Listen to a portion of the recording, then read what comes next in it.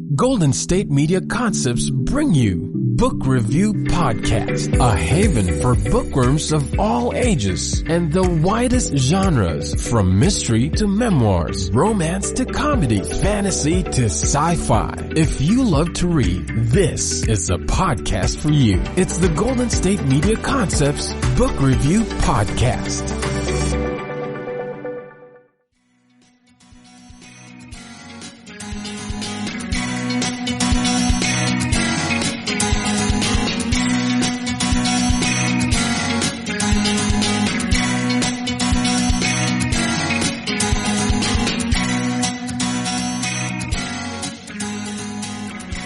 Hello and welcome to the GSMC Book Review Podcast, brought to you by the GSMC Podcast Network. I am your host, Sarah. I am happy to be here with you on another Tuesday. Hope your week is going well. Hope you're ready for another author interview, because I'm excited to share one with you, of course. What did you do this weekend? It was Father's Day weekend in the U.S. I hope if you're a father, maybe you celebrated. If you are a child, maybe you celebrated with your father. But our weekend was busy as usual. Saturday was the black and white party here in our little town in Portugal. It is huge. There's, I don't know how many thousands. I think they said they expected about 40,000 people.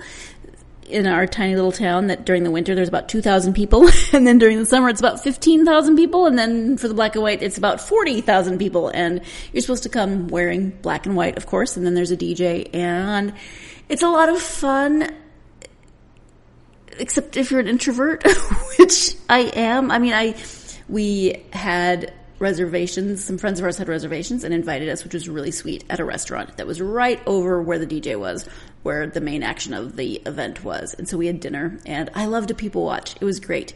Then midnight, the DJ started, and of course, the restaurant doesn't want to stay open for the whole time, and I completely understand that. That wasn't an issue. They were ready. We needed to leave. We'd been sitting outside on their front sort of porch terrace area. And so it was time to leave, and then we were down with the crowd, and it was just too much. It was loud. I mean, just that huge thumping bass, and then there were people everywhere, just crammed in. Yeah, that was not my favorite part. My husband is, an extrovert. I'm sure I've mentioned it a million times, and he thrives off of that, and I just wanted to curl up somewhere quiet and not be surrounded by 40,000 people. But overall, it was very fun, and it's our second year. We're getting into the seconds now that we've been here for over a year, and so that's fun to go to an event that we went to last year and see how it's different and all that. I ended up wearing the exact same outfit I wore last year, kind of not fully intentionally, but I look back at the pictures and I'm like, oh yeah, look, I'm wearing the exact same black and white outfit, but my hair is several inches longer, so there's that. We'll be able to differentiate between the years. Anyway, and then Sunday, it was Father's Day, which was hard, but not as bad as last year, of course. Grief changes, and this is another thing that we're into the seconds with, the second Father's Day without my dad, but I had lots of good memories, and I looked back at some pictures, and it was really nice. And then a friend of mine had an event, a pub quiz. I may have mentioned the last one that I went to in April, and she had another one, and she makes all the decorations, and she just goes all out. She loves to cosplay, and she really gets into it. So I went to that. It was about an hour away, and I drove by myself, which doesn't sound that impressive and wouldn't have sounded that impressive to me a couple of years ago, but I hate to parallel park. I can't parallel park. I suck at parallel parking. And it's a stick shift.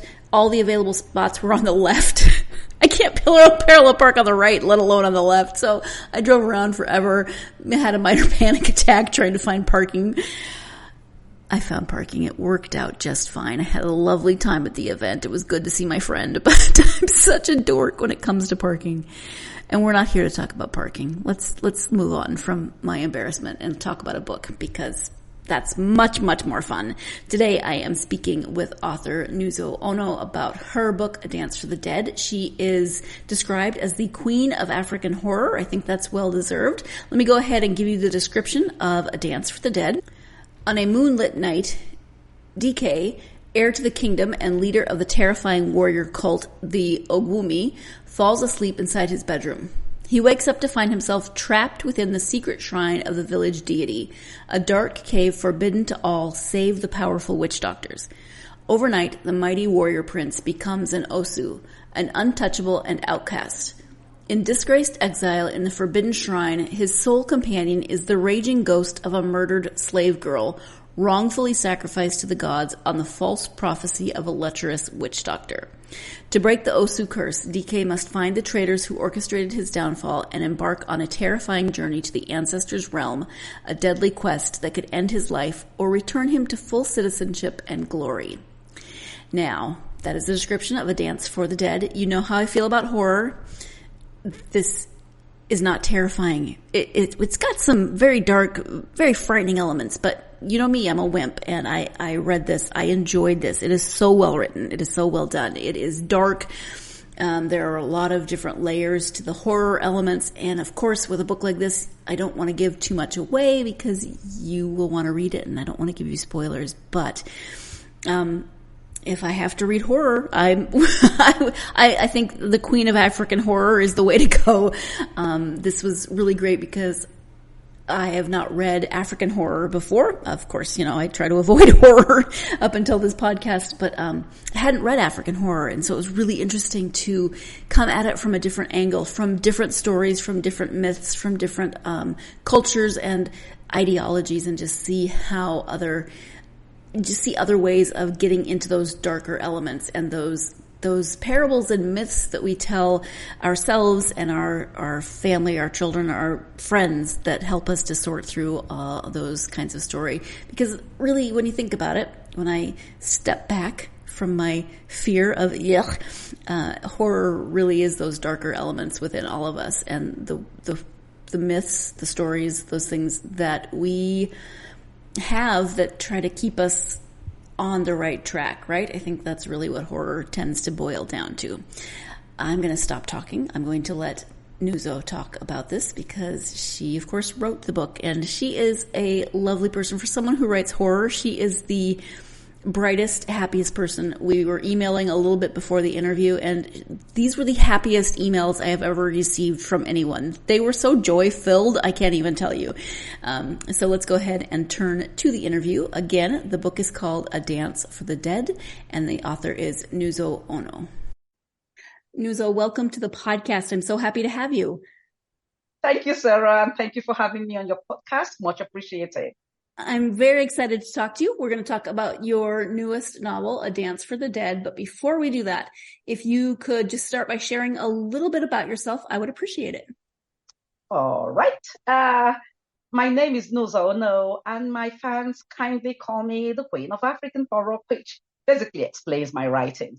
So I was born and raised in old Biafra, which is now a part of Nigeria, after the brutal civil war that killed over 1 million Biafran children. I was a Biafran child refugee during the 3 years the war lasted, as we moved from one Biafran town to another, whilst escaping the enemy's bombs. So like many children that grew up in conflict, the Biafran-Nigerian war had a significant impact on me. It gave me many experiences that remain with me till date. Some good, others not so good. But the best thing I took away from the war was the Tales by Moonlight sessions, which the adults used in entertaining us children during the war to basically distract us from the horrors of the conflict. So these folk tales featured fantastical transmogrifications and terrifying ghosts and monstrous witches, wizards, stepmothers, as well as clever animals and powerful witch doctors and gods and goddesses, you name it. It had everything. It was magical, really deliciously terrifying. And they formed the basis of my love for everything horror, which grew stronger after I read my first horror book, The Palm Wine Drinkard by the Nigerian author Amos Tutuola. So that book absolutely blew my mind because it narrated all those fabulous fables I'd heard during our Tales by Moonlight sessions during the war. And by the time I left Nigeria in my teenage years to study in the UK, my love for the horror genre was complete. And discovering Stephen King was the icing on my horror cake. And after my master's degree in writing, it was a foregone conclusion that my own stories would follow the same genre I loved from my childhood days, but one that told our own African tales of terror instead of the predominantly Western prose around at the time. So there we have it. Welcome to African horror. I love it. Thank you. And yeah, that's one thing that I really liked about getting to read this book was experiencing the stories of another culture. And I mean, it's horror, so there's some. It's not graphic, which I appreciate because I'm a wimp. Join the club. Join the club. But I did get to learn about the myths and the stories, and that was really wonderful. So can you give an overview of A Dance for the Dead? Okay, well, A Dance for the Dead is an African horror fiction about the tragic fates of two brothers who are both princes in a kingdom set at a very early period of African history when human sacrifices to the gods and cannibalism existed. So these two brothers soon find themselves at the mercy of the treacherous manipulations of those they trust the most. The younger prince, Ife, is a dancer and an alcoholic, while his big brother Dike is the heir to the throne and the leader of the fearsome warrior called Yogumi. So when Dike is betrayed and he ends up inside the forbidden shrine to the gods, overnight he becomes an outcast in the kingdom, and to regain his freedom and his former exalted status, he must make this dangerous journey to the realm of the ancestors. Now it's a journey that could either lead to his death or return him to his former glory. While the evil witch doctor poses an obstacle to this journey, Dike is helped by the vengeful ghost of his slave girl, who was sacrificed to the gods as a result of the false prophecy of that lecherous witch doctor whose sexual advances she had rebuffed. So in a nutshell, as the blurb states, A Dance for the Dead is an African horror tale of sibling betrayal, dark rituals, malevolent curses, and supernatural vengeance. And I can't wait for readers to discover this, my latest African horror thrill. Now that you know a little bit more about the story and Nuzo, we're going to take our first break for this episode. When we come back, we'll talk more about DK and Ife, the brothers, the main characters. It's told from their perspectives mainly. So stay tuned. You're listening to the GSMC Book Review Podcast, and I will be right back. Are you tired of the same old news? Are you sick of the seemingly endless political spin and negativity? The GSMC America Still Beautiful podcast is a weekly news podcast covering all the top positive and uplifting news stories. We cover stories that will inspire, uplift, and remind you of the good in the world. Tune into the Golden State Media Concepts America Still Beautiful podcast to get all the great and positive news stories of today. Download the GSMC America Still Beautiful podcast on iTunes, Stitcher, SoundCloud, Google Play, or anywhere you find podcasts. Just type GSMC in the search bar.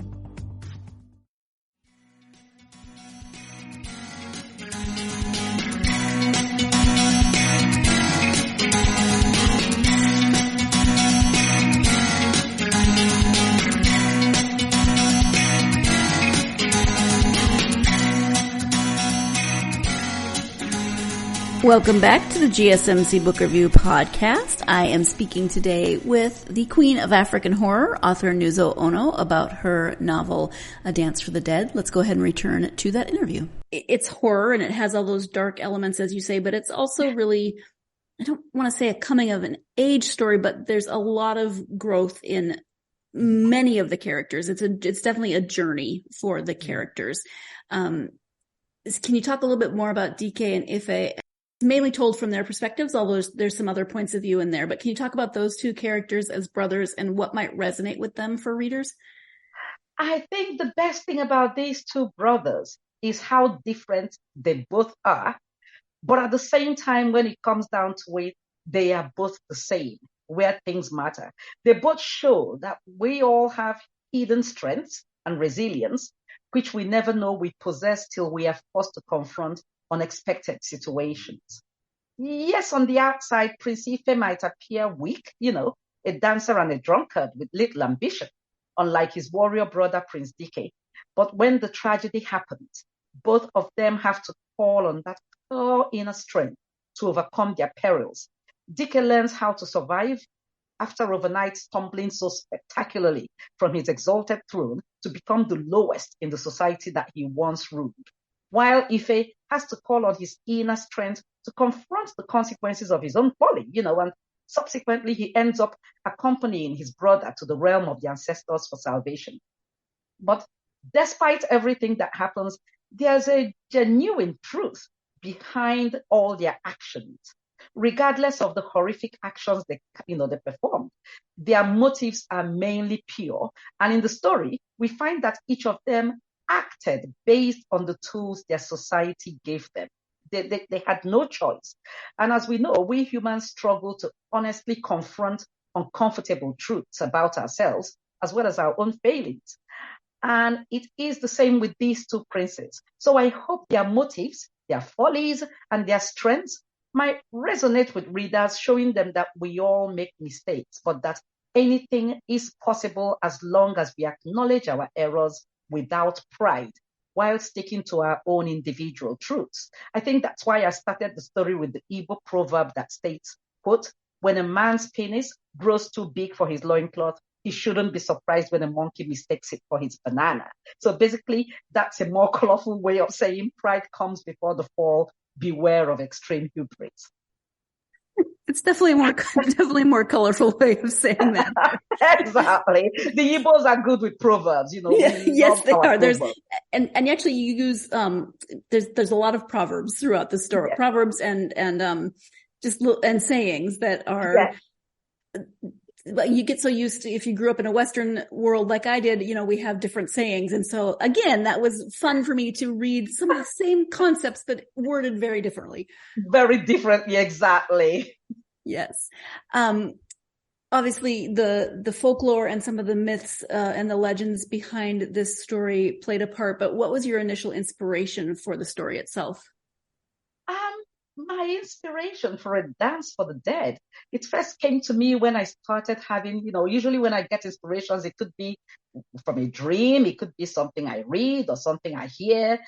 But for A Dance for the Dead, it first came to me when I started having this recurrent imagery of this joyful dancing young man. Over and over, I would see this young boy just dancing in the middle of a crowded square, his face all lit up with unbridled joy. So you can say that it was my character, the young prince, Ife, the dancer prince, that first came to me with his story. As I said, I saw Ife in his tall and, handsome lankiness, and I heard his joyous and infectious laughter while dancing in the village square. So I felt his harmless energy, and in that moment, I knew I had to write his story. So I started off writing about Ife, and his dancing. I had no idea where the story was going. I just knew I had to write about him because the image of him dancing refused to leave my head.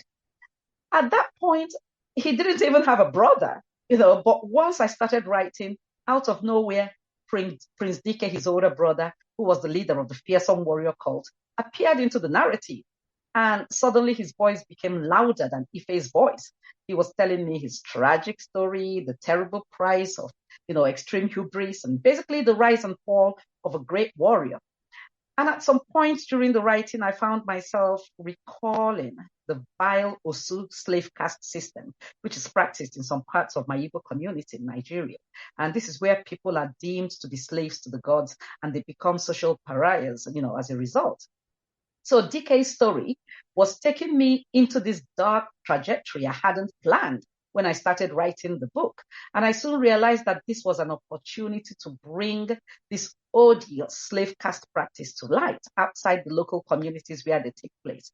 So as you can see, it was Prince Ife that I first loved. It was his voice I heard for weeks. And I didn't want to write about DK, but somehow as the story began to unfold, I realized that without DK, there would be no Ife. The brothers' bond was so strong that their stories needed to be told together. So I finally made my peace with Prince Dike, and I opened myself to hear and write his story together with his younger brother, Ifezon. And A Dance for the Dead was born.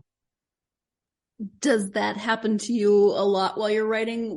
Do you start with an outline, or do you prefer to kind of let things evolve as you write, as Dike? I just let things, evolve. I never plot. I never plan. I just listen. When the stories come, I've said it to I think a lot of writers say the same thing, that we see ourselves as conduits. And when that happens, you're basically telling the story of somebody else. It's out of your hands. At least that's how it is for me. I sit down and I start writing, and it's just pouring. I could sit down for hours on end through the whole night into the next day, no sleep, no eating, nothing, just writing, because it just pours out. And then when it's over, it's over. You don't dictate. You're wasting your time to say you're doing. I know when I did my writing degree, they taught us on how to plot our stories and write structures and everything. It's a waste. I think because that's the Western format, the basic Western format of writing. Because I'm writing African horror, which is a mixture of everything, folk tale, the whole writing style, it just takes its own way. It just, evolves in its own way. So, yeah. Actually, I'm sitting here thinking, and I've talked to other authors who have talked about characters either appearing or changing the course of the narrative. And for me, you said it is a Western way of writing. And for me, my brain is like, oh, I want to be so much more in control than that. So it is a different way of thinking, of just kind of you being the conduit. Yes. It honestly, it is, initially sometimes I would read things and I read back on what I've written and I'm saying, but where did that come from? Did I write this? Even some words I used, where did those words come from? That's not what I would use. And it baffles me, when I look at some of the things I write. But then I realize that when these characters are speaking to you, honestly, you hear them. They won't stop. And you just continue writing. And you don't stop till it's done, which is why I tell people I've got loads of stories written in different stages. Some are half written, some are 1/4 written. It just depends on when the character stops speaking to me. And wherever it stops, I stop. I don't go back to the story. I leave it. And I start writing when a different character is speaking to me. And then when that stops, maybe one day I'll go back to the other story. I might be driving or talking with somebody and something flashes in my head. And it's got to do with one story I'd written a long time ago and totally forgot about it. And when that happens, I know, boom, they want me to continue the story. And I quickly go back to my laptop and I pull up that story. And I start reading it from the beginning to remember what it was. And then it starts flowing again. They start speaking to you again. So are you traditionally published? Does that ever come, do deadlines ever kind of interrupt that flow?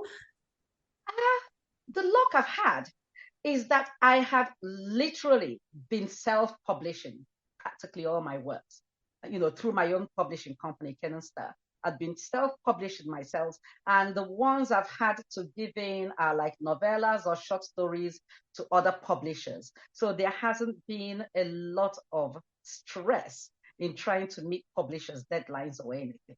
Recently, when I've now had to start dealing with publishers, the deadlines are coming, but fortunately, the stories they have are stories I had written way before, I signed on with them. So there's no stress to meet any deadlines. I have that many stories in my file that I'm not stressing about deadlines. The only deadlines would be when they send it back to me for editing, but not writing the actual story. No.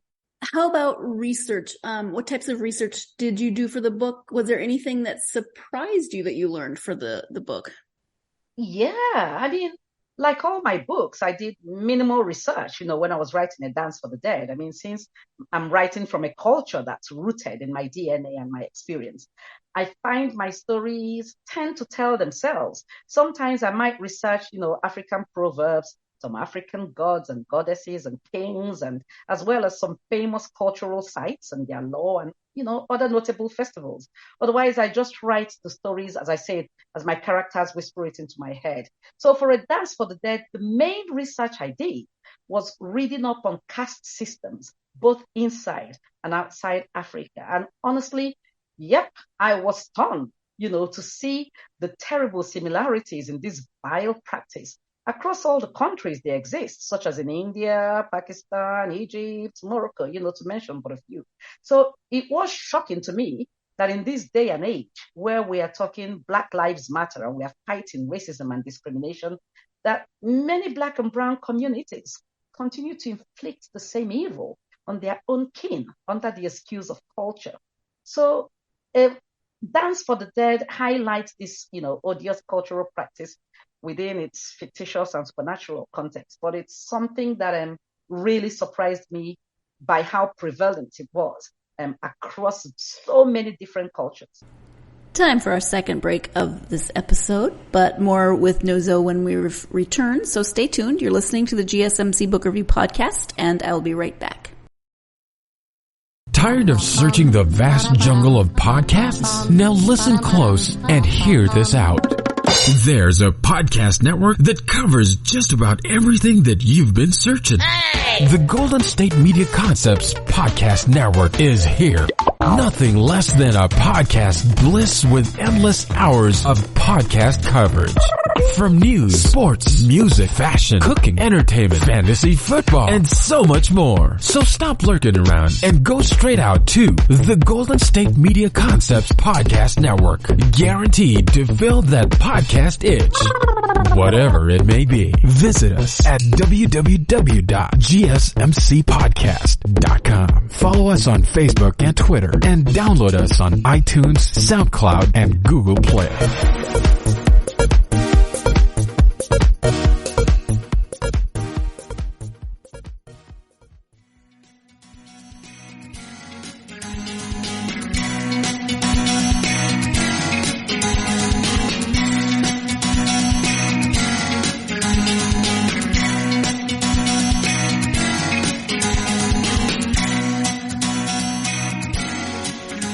Welcome back to the GSMC Book Review Podcast. I'm speaking today with author Nuzo Onoh about her book, A Dance for the Dead. Let's return to that interview.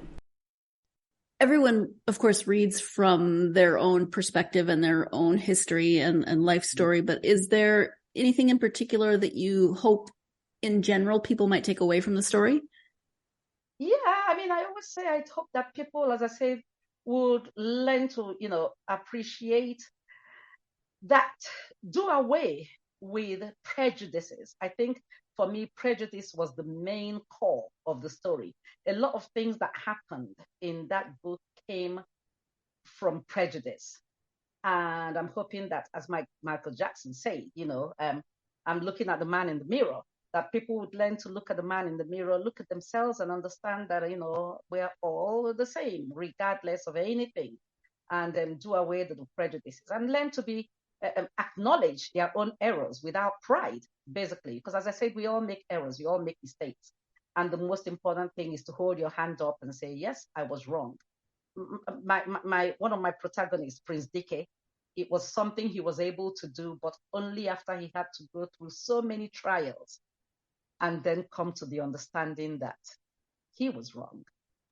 Mm-hmm. Actually, I was about to make that very point. I don't want to give too much away about his story and his journey, but he really does have to confront a lot of things that are difficult in order to resolve his own situation. We can all make excuses. I was only following rules. I was following instructions. We can find excuses, but think back in all the injustices in the world.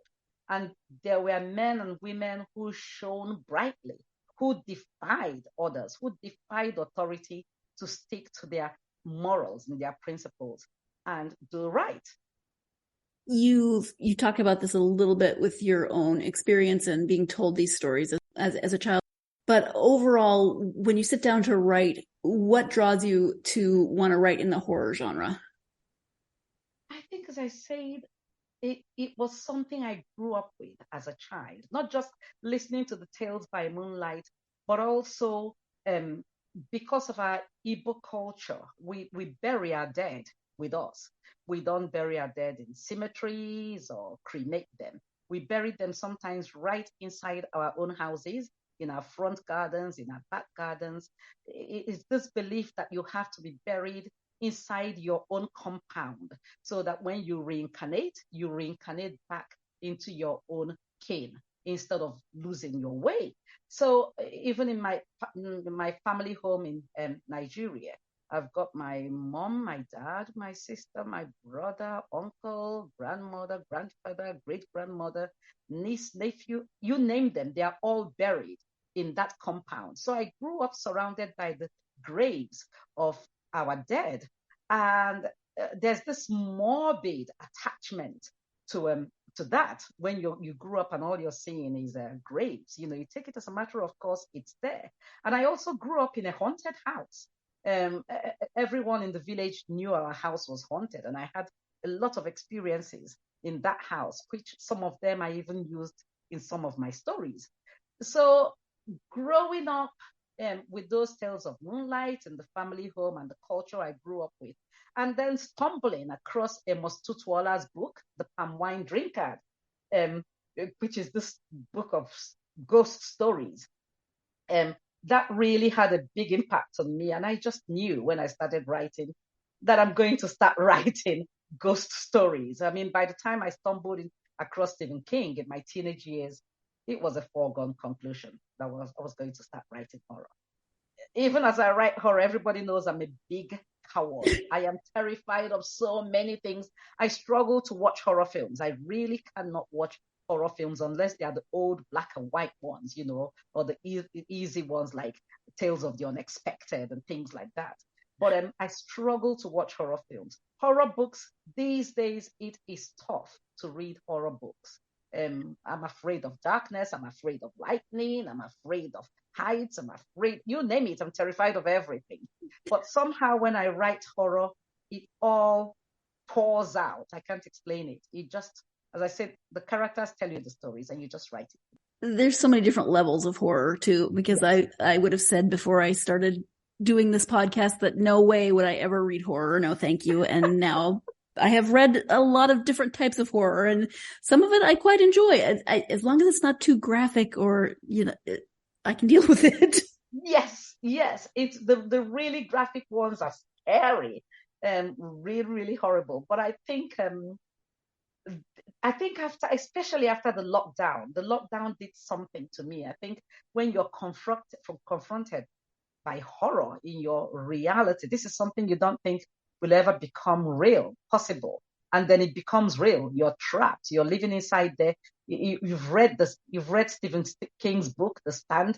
You've read so many other books of, you know, pandemics and things happening. And suddenly it's your reality. And you start to realize, oh my gosh, anything can happen. You don't want to read horror anymore. You don't want to see horror. You don't want to bring it into your life anymore. And that's what's happened to me. Since the lockdown, it's very, very hard now for me to read horror stories. Yeah, I can imagine. But you're still writing in the genre. I am writing, but the funny thing is, like, as I said, I'm noticing these days that my writing is not as dark as my earlier stories. Now, when I read, for instance, I tend not to reread my books. Once it's published and once it's written, that's it. I'm done with it. The only time I read them is if I have an interview, because I forget about them. And so when I'm doing an interview and they're asking me things about the book, I learned very quickly that I had to have a copy of the book if I'm going to do an interview, so I can remember what I wrote in the book, because I tend to forget. But I do know that a lot of my early books, like On Hallowed Graves and The Sleepless and Dead Corpse, were very, very dark. My latter books, the ones the stories I've recently published, and the ones due out, I have quite a few coming out later this year and next year. They are nothing like the very, very dark ones I used to write in the earlier days. It's easy enough. It's going more into the realm of fantasy and African and magical realism than anything else. A bit of horror, but yeah. So we'll see. We're still writing African horror, but it's not as dark as it used to be. Till everything evolves, right? Everything evolves, exactly. I think as I am evolving as a person, is reflecting in my writing. And it's still good. It's very good. I'm very happy, with what I am producing now. And my agent and the publisher she's got all seem to be happy as well. And you have the impressive title of Queen of African Horror, which I think if it was my title, I'd put it on everything, business cards. But you also tomorrow are I think it's tomorrow, right? Are receiving an award. Do you want to talk about that award? What can I say, Sarah? What can I say? I mean, to be made a recipient, of the Bram Stoker Lifetime Achievement Award, it is as surreal as it's gratifying. I mean, to be judged by my own peers and found worthy, it's both humbling and joyful. The Bram Stoker Award, as you know, it recognizes superior writing across all works. And so for me, that validates every single story I've written, while also recognizing African horror as a bona fide, horror genre. As we know, this is the highest award that can be conferred to any horror writer. Now, I just feel at peace with myself, and I can't thank my fans enough for their incredible support, which has made this honor possible. As I keep saying to myself, I've been truly blessed by my ancestors. Otherwise, how could I ever win something? Not even a win. It's not a win. You are awarded this. You're made a recipient of this. You're blessed with this. So yes, I am very blessed. It's wonderful and very well deserved. So congratulations. Thank you. Thank you. This might be a complicated question since you said you tend to write when your characters or stories are speaking to you, but what are you currently working on? Right now, I've just submitted a short story collection to my agent, which has the working title Black Blood, Invocation of the Dead. And I'm also doing the final edits on the African horror Wild West novella, which is titled Ride Them All to Hell. And finally, I'm working on a short story for an anthology I was invited to. I think this will likely be my last anthology submission for a long time because I'm really more of a novelist, and I struggle with short stories due to their short word count requirements. So I think I'll just focus on writing novels for the time being. So apart from that, I'm trying also to complete a few other half-completed novels. One of them has been calling me. It's titled Futility. And I'm halfway through Futility. And fingers crossed, I should be done with it by the end of August. And that's it. Nothing else. That seems like plenty. Yeah. Yeah, it does seem like plenty. But but as I said, it's fun because when you are not the one driving the story and you let your characters drive the story, it is so easy. It just flows. Nuzo is not the first one that has said that. I'm jumping in here because it's time for our final break of the podcast. But whenever authors say that, I'm always so impressed with their ability to let that story flow through them, realizing that they don't have to be in control of everything. I don't know that I'm quite that relaxed about things. I think I'm a little too type A, but maybe not. I've never tried, so I shouldn't say I can't do something unless I try to do it, right? What I can do is take our final break. When we come back, Nuzo will be talking about some of her other writings, so stay tuned. You're listening to the GSMC Book Review Podcast, and I will be right back. Pets bring such joy to our lives, and the GSMC Pets podcast is here to share in that joy. We'll tell stories of pets finding their forever homes, acting in unexpected ways, being helpful, or just being silly. Whether you love dogs, cats, llamas, reptiles, fish, or you've never met an animal you didn't like, the GSMC Pets podcast is for you.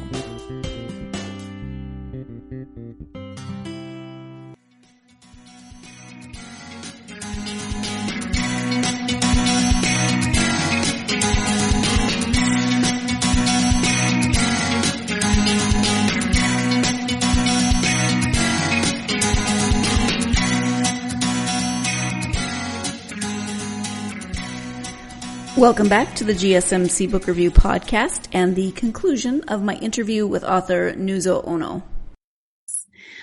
Are there any other previously published books or short stories or novellas that you would like to highlight at this point?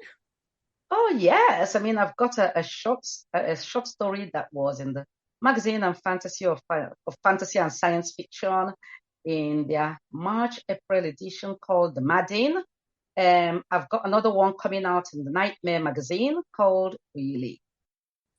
In terms of writing, when did you start writing? Is it something that you knew you wanted to do from a young age? What led you to decide to write for publication?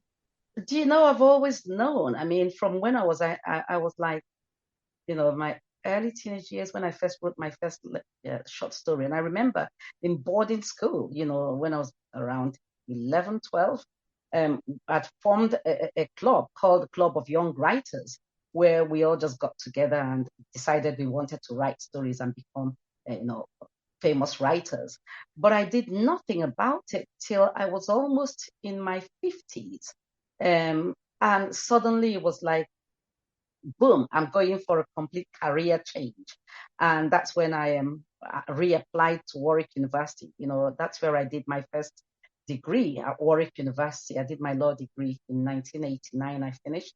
And so around 2010, I reapplied to do a master's degree in writing.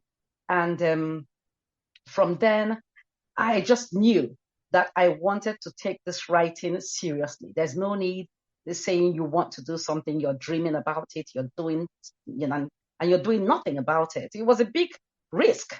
It was a very big risk I had to take because I wasn't sure where it was going to take me to. I felt I was old. By the time I graduated, I was 50 years old. And I felt I was too old.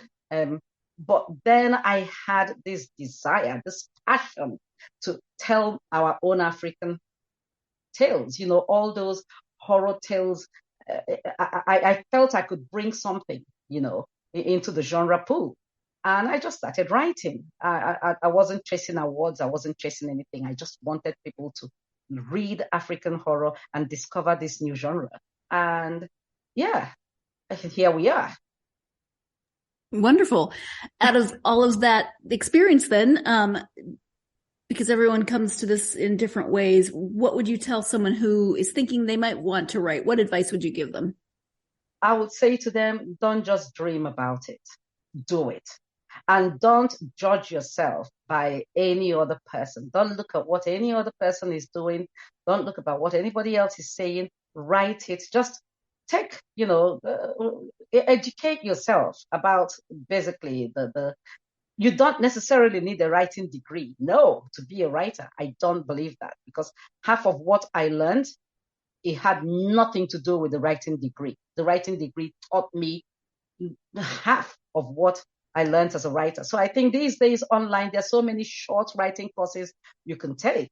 And once you've done that, start writing. Just listen to the stories, write the way you like. Some people I have a friend and he plots everything right down to the color of the shirt his character likes to wear or, everything he does that. That's the way he writes. And so we're all different. Write what's coming to you. Write your own story. It's your story. Don't let anybody else tell you this is what you should write and take it easy. I always say as new writers, don't jump straight into writing a novel. Don't think you must write a novel. Start off slowly with a short story. Short stories help you hone into the craft. It's not daunting. You're not, setting targets and goals you can't meet. With the short stories, just start submitting as much as you can, to anthologies, magazines, competitions, everything, and then slowly build up. You'd be amazed when you get that first acceptance into a magazine or anthology. There's nothing like it. It makes you feel validated. And from then, the sky is the limit. But I'll say, don't stop. If you want to do it, get into it. Don't just sit down dreaming. I have a lady who usually publishes through my publishing company, and she's in her 90s, and she's just about to release her, sixth book, and she's in her 90s.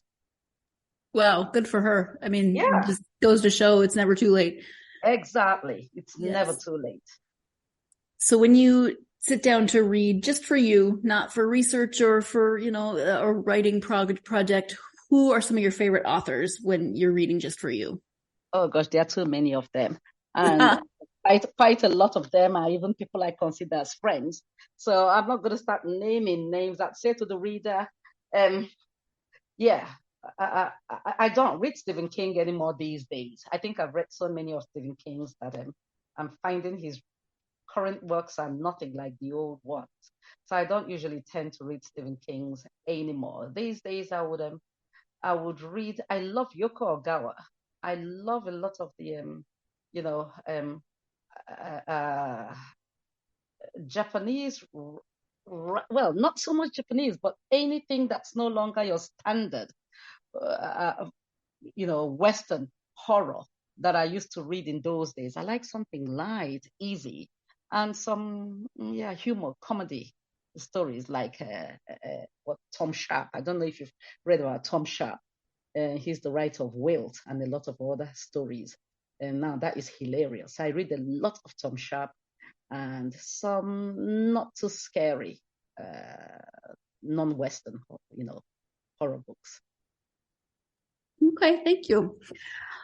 Let's talk about internet presence, website if you have one, and any social media that people can find you on. I'm not on most social medias. I'm on Twitter. I'm just a Twitter girl. I'm on Instagram, but I'm just on Instagram because I'm supposed to be there, but I don't use it. I don't know how to use Instagram, so I don't go to Instagram, but I have an account. Otherwise, I don't have a website by choice because you try to avoid them getting. I used to get the strangest, weirdest messages via my website. And so these days, I've made myself impossible for anybody, any cranks to contact me. So I'm just on Twitter, which is good. And if anybody wants to contact me, they can go to my Nuzo Onoh Twitter handle and, message me or anything. Otherwise, nowhere else, just Twitter. I have Substack. I'm also on Substack. I write some Substack articles. But the main place you can find me is on Twitter. Okay, perfect. Thank you. Well, Nuzo, we've talked about a few different things during our time together, but is there anything that we haven't covered that you would especially like to highlight? I think, Sarah, I think you covered everything, and all I can say to people is please, please, please, if you haven't discovered African horror, get into discovering African horror, read my books, and hope you enjoy it. Leave reviews if you like it. And thank you to everyone that's already read my books and supported me through the years. I'm very grateful. Well, and thank you so much for not only writing those books, but also taking time to talk with me about them. I really appreciate it. Thank you. Thank you once again to Nuzo for joining me, for sharing her writing processes, and especially talking about A Dance for the Dead. I so enjoyed it, and I appreciate her taking the time. If you're a fan of horror, if you've never read African horror, if you are thinking maybe you want to try horror, but you are a wimp like I am, this is a good book to start. It's dark.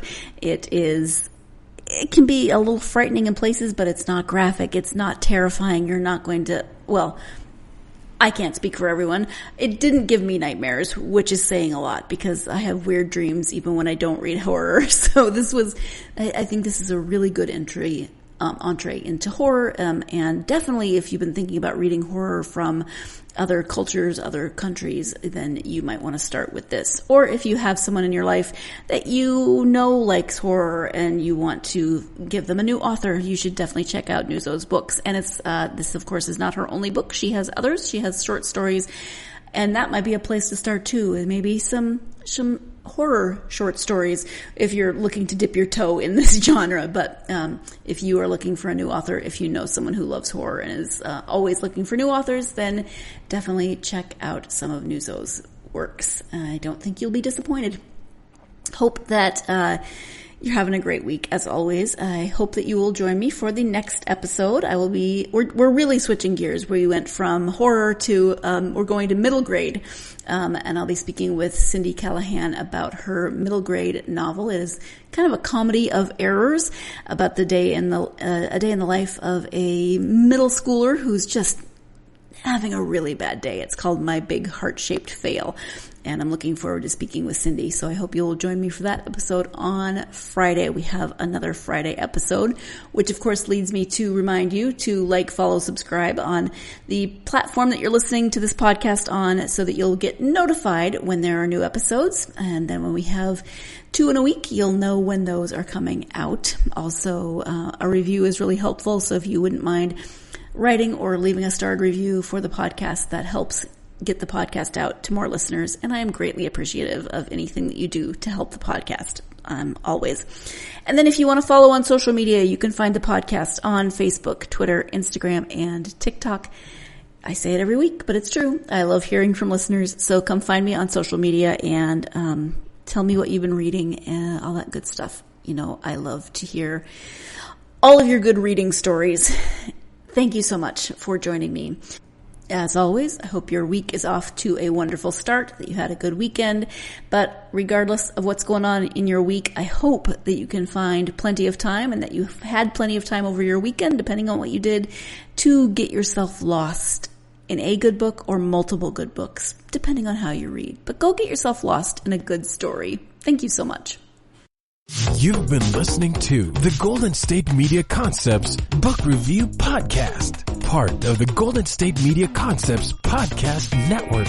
You can find this show and others like it at www.gsmcpodcast.com. Download our podcast on iTunes, Stitcher, SoundCloud, and Google Play. Just type in GSMC to find all the shows from the Golden State Media Concepts Podcast Network, from movies to music, from sports to entertainment, and even weird news. You can also follow us on Twitter and on Facebook.